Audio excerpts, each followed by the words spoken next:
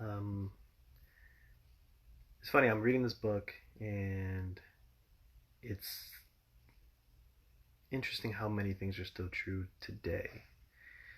But I'm gonna keep reading through just to present some history for those who are unaware of it or choose not to be aware of it. Either way, again, my goal is not to shame anyone or rub crap down anyone's throat. It's just to present facts of the truth, so hopefully people can have a better understanding of why things are happening today. Um, Again, I'm mostly reading this book, Black Americans. It was released back in 1969, so it's not even still current with today's data, but in reality, not much has changed, which is interesting enough. I'm still actually currently reading it, so I'm actually pretty much deciding to. Probably going to read the whole thing here for anyone to listen to and share or whatever. But yeah, and piece I'm reading on still the history piece of the background knowledge. Um, this author does do it in like 36 pages. I'm only on page 16, and I already covered so much time, like probably around like 200 years of slavery here in America and why it kind of relates back to what's happening today. So I'm gonna read on. Not all black people in the United States were enslaved prior to the Civil War. Indeed, the population of the so-called free blacks increased steadily from the middle of the 17th century until emancipation, although they were generally referred to as free. So they had to be distinct, right? Their status was only slightly higher than that of the slaves, and significantly lower than that of their white fellow countrymen. Although their status resembled that of the slaves, they were indeed a people who were neither slave nor free. As one historian of the period has written, since the Constitution made no mention of race or color, the states and the federal government separately defined the legal status of free Negroes. Both generally agreed, however, that the Negro constituted an inferior race and that he should occupy a legal position commensurate with his degraded social and economic condition. And that was written by Leon F. Litwack, who wrote North of Slavery back in 1961. Kind of analyzing the time frame from there. The population of free Negroes in the United States numbered 59,557 at the time of the first census in 1790. And by the census of 1860, the last before the Civil War, it had increased to 448,070. They were roughly evenly divided between South and non-South regions of the country.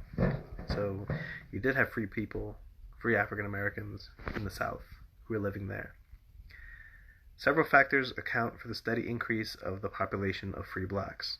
One was the manumission of slaves, which had practiced since the beginning of slavery, continued and became a major factor in the increase in the free black population. So that basically was back when they were kind of like indentured servants, in the fact that they would serve a couple of years and then given time the slave owner said, yeah, you're free, you're good. Right? Then the children born to free blacks inherited their status of the parents, right? So if you were free black and you have kids, your kids are free. And then the mulatto children born of free black mothers were free. So think about Thomas Jefferson and his kids. They were kind of free, right? Children of free black and Indian parentage were born free. So if you were free black and you consummated or got with like a Native American or indigenous peoples and had a kid, that kid was free because you were free. And then the mulatto children born to white mothers were free. So, yes, the white women were also having sex with the free blacks or even the slave blacks and had kids. And also slaves continued to escape to freedom. So those are the 6 ways in which African Americans were freed in this country. Either you were born it, or you earned it somehow, or most likely you ran away. Although the population of free blacks came from several sources, their Negro heritage served to relegate them to a precarious position in society. Perhaps the most difficult task for the free blacks was that of maintaining their freedom. Franklin describes this condition as follows. A white person could claim, however fraudulently, that a Negro was a slave, and there was little the Negro could do about it. There was moreover the danger of his being kidnapped, as often happened. The chances of being reduced to servitude or slavery by the courts were also great. A large majority of free Negroes lived in daily fear of losing what freedom they had. One slip of ignorance, or the law would send them back into the ranks of slaves. So we all remember the movie that came out recently, 12 Years a Slave. Historically accurate. You take someone who's free, dump them in the South, collect a bounty, and they're slaves. And there's no real number of how many times that happened. Remember, we have the census from 1790, and then even up through 1860, we see the increase in number of free blacks, but we don't have the number of lost freedoms. Free blacks were denied many of the rights that white Americans enjoyed. The degree of freedom that they enjoyed depended on whether they lived in the South or the North. And within these regions, it varied from state to state. Their movements were generally restricted, especially in the South, where they were required to carry passes, voter IDs. Most states enacted laws forbidding them to convene meetings unless whites were in attendance. So the chances of even having a black fraternity or sorority in that context back in these times was practically impossible. You had to have people who were white be in those meetings or be in those groups to watch what was happening, right? The context of an overseer, even if you're free. Is that truly freedom? Being monitored? It was especially difficult for them to earn a living. Several states restricted their occupancy they could engage in. In spite of these restrictions, the blacks engaged in a number of skilled and professional pursuits. For example, they became druggists, dentists, lawyers, teachers, tailors, carpenters, barbers, shopkeepers, salesmen, and cabinet makers. One thing that's unique there is the context of the job flows, right? No one's becoming bankers. No one's becoming truly doctors in the sense. You do have dentists, so that is a doctor to me. Take that statement back. But at the same time, too, like, a lot of it's physical. Shopkeepers, retail. You have carpenters working with your hands. You have cabinet makers, again, working with your hands. Tailors, working with your hands. All these are blue-collar jobs. You don't have a lot of white-collar jobs in the context of what they are today, or similar to back then. Southern states generally excluded free blacks from the franchise, and most northern states made it difficult for them to vote. Only one state, Georgia, forbade free Negroes to own property, and many of them amassed great wealth. So you couldn't own property.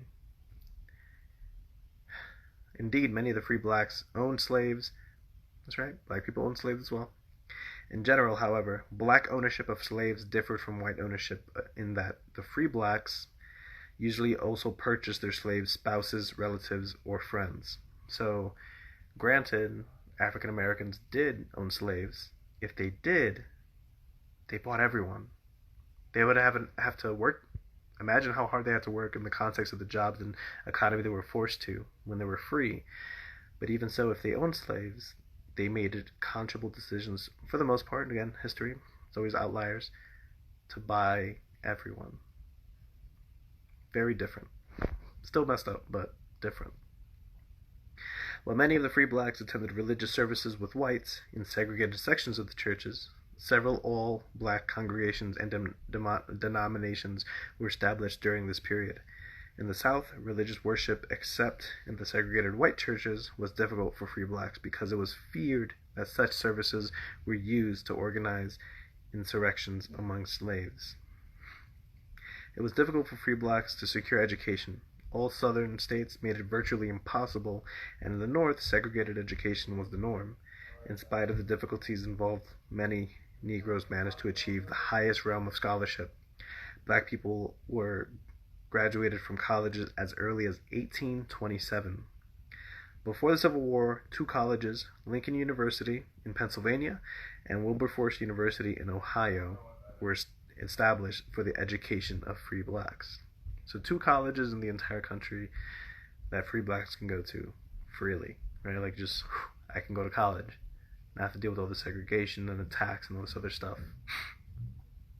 In general, laws served to maintain the low status of the free blacks, but where this was not the case, violence was resorted to. Between 1830 and 1850, race riots were widespread throughout the United States. Roaming bands of whites frequently invaded the Negro sections of cities, burning homes and churches and beating and killing residents. I know a lot of the arguments happening today in the context of these riots. What's the death toll? Okay, sure, property damage. It sucks. What's the death toll? You have these race riots, these white people in this country, historically, marching into these neighborhoods that were already segregated, already impoverished in the context of the whole generality of the nation and even the community, and they still burnt what they had to the ground, massacred them for shits and giggles. And this is pre-Civil War, so this is just a regular run-of-the-mill day. Think about it, 1830s, you have Zachary Taylor or Harrison as president and stuff. Like, you don't have these Lincolns, you don't have this stuff happening, or these leaders that Republicans claim are theirs. You have everybody, right? And still allowing all this chaos to ensue and not give a shit. So all this context of Republicans were the people who freed slaves and did all this other stuff, you allowed massacres to happen in your backyards, because this wasn't just in the South where the Democrats were. This was everywhere. Look at Central Park. There's a history there as well. Violence was resorted to where whites felt that the free blacks were competing for jobs, and a common practice among whites was to act of driving free blacks from cities. Rarely were they protected from these acts of violence by law enforcement officials. So again, we have another example of the context of police, right? At this point, you did have law enforcement, right? Police were established or across the country in cities and states and stuff like that. These race riots were happening. Were these free blacks not citizens? Were they not humans? Did they not deserve protection under the law? Now you have about 100 or so years of this country being established, or just about. And when they get massacred, they get massacred. When their houses get stolen or burned to the ground, it is what it is. Where's their protection? Understanding the history of it, can understand why people have certain perspectives they do today. Understand that, again, my personal opinion is vastly different from this whole like defund the police and get rid of them all. Like, vastly different from that, 2 degrees. But look at the history. You have law enforcement officers partake and even ignore massacres of people in this country for centuries. Because right now I'm talking about 1830 to 1850. So this is pre-Civil War. And these are free people.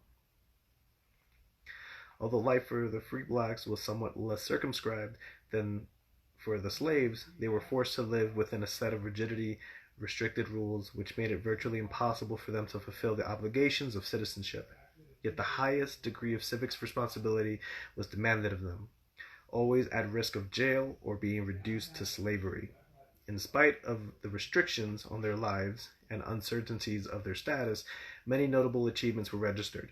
Several free blacks distinguished themselves as abolitionists. Many emerged as educators, poets, playwrights, historians, and newspaper editors. You still had people with everything against them rise up and make something of themselves. You have the Sojourner Truth and W.E.B. Du Bois and Frederick Douglass's, Right now is the time period of their parents, and when they were kids, they were growing through this stuff. They saw it all happen, and they emerged on top with everything against them. And think about the context right there. At risk of slavery, jail time, or being reduced to slavery. Today in this country, we still have slavery. Never forget the 13th Amendment abolished slavery unless you're a prisoner. If you're in jail, you can be put to slave labor. Look at California. Look at all the slave labor that's used to make everything. License plates. We saw that in cartoons. When they're put to work, that's slavery. In the context too, with rehabilitation, correction officers, what are they doing? Right? And understand, I get the perspective of officers. Like, I can't imagine doing that job personally. It is difficult. The mental restraint you have to have control of a situation to protect people or save people. Understand too the annoyance that people have. Like when you're trying to help somebody and you're trained and someone's like, oh, I can help. They're just in the way. So you have to enforce yourself to push them out of the way and like, listen, get away. I need to handle this. Having that mentality is vastly difficult. But look at what's happening. Look what has happened. If you break a law, you can be a slave. We can take everything from you forever, and your kids, with a snap of a finger. With a white person can just lie and say you are a slave, and they'll take you down south and sell you off. They could profit from you. You were just a piece of a puzzle in which people use to get rich. How much has truly changed today? We still have slave labor. We still have black people being at risk of losing their citizenship, losing their right to vote by being a felon, right? Florida just overturned that. So this is the first time many felons in Florida who have been law-abiding citizens since the day they got out of prison, no matter what it was. Remember, at all contexts, they got the right back to vote again. It's so deep, and it runs so deep. The next section is going to start talking about the Civil War, so I'm going to save that for another video. I'm going to kind of finish this thought process with this. But there's so much happening today, we can't ignore it. The silence for Breonna Taylor, the silence for George Floyd. Think about it.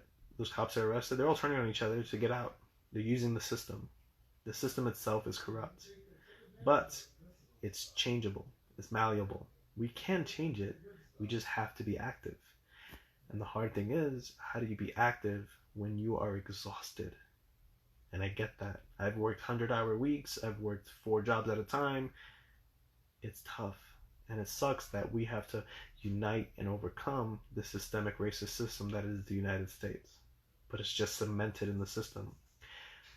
For example, they have all men are created equal from day one, and we still are not. The opportunities we have are vastly different, and the systemic racism that is intruded into all the things it runs deep. However, knowing what it was and knowing what it could be can be a motivator, because within the framework in this country, if we unite, we can change things. Understand as well that it's not going to be an easy road, whatever. It's heartbreaking, it's exhausting, but we can't give up. Think about all the distractions we have in front of us. We have football. People took arm in arm and they got booed. Why is that? They weren't kneeling for the flag. They just united arm in arm and were booed. There's so many things in this country that are being used to distract us and divide us. But we all want the same thing. We want prosperity for ourselves, an adventure, and even more for our children and future generations. Don't get distracted with the mass. Understand that we all have a voice. Be sure to vote. Be sure to register to vote. Use your rights. And if it's as little as adding all your congressmen on Instagram and Twitter to see what they say, do it. There's apps out there where you can pay attention to everything they say to make it easier. We're the generation with technology. Let's use it for the best of our abilities. Still have fun on the weekends, but we have more to do if this country is going to continue. Because the way it is now is not sustainable. It's going to fall apart. Empires fall. And 2020 has been a year. Decide what you want, but learn what's happened before you. Till next time.